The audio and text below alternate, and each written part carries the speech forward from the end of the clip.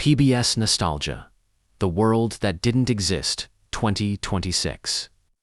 Most nostalgia videos focus on trivia, but we are looking at the architecture of our childhood comfort.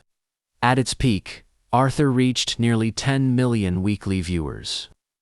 But its success wasn't just about the stories. It was about the atmosphere. Unlike the loud neon energy of other networks, PBS shows felt still, safe, and sometimes a little lonely. Arthur functioned as a watercolor purgatory. The creators used hand-painted watercolor textures for the backgrounds of Elwood City, giving the show a blurred, dreamlike quality. This made the town feel like a memory that hadn't quite solidified yet.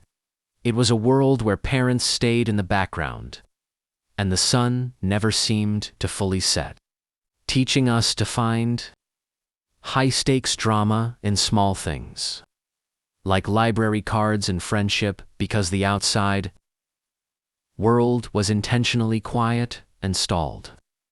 Curious George served as a sanctuary for the displaced.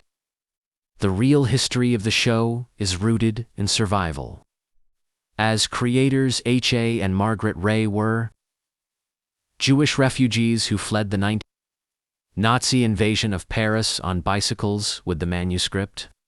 When you watch George explore a city with no traffic, no crowds, and endless patience, you are seeing a version of reality built by people who had lost everything.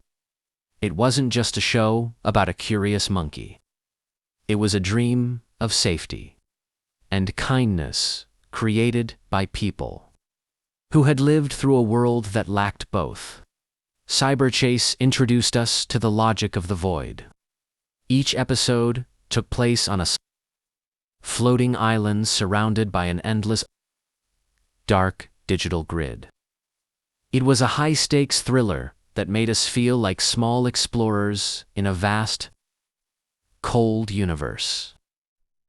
It taught logic and math not as school subjects, but as the only tools available to keep our world from collapsing into total digital chaos. It gave us a sense of digital anxiety long before we ever had social media. Clifford, the big red dog, explored the burden of the gentle giant.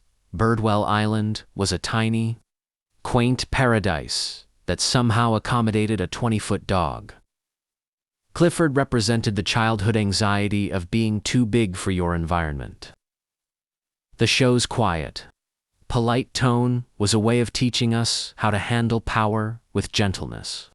It resonated because every child feels like they are too much for their surroundings sometimes, or like they are one mistake away from accidentally breaking something fragile. Caillou used the architecture of innocence to mimic the mind of a child. The edges of the frame faded into white, because the show was designed to match the limited peripheral vision of a toddler.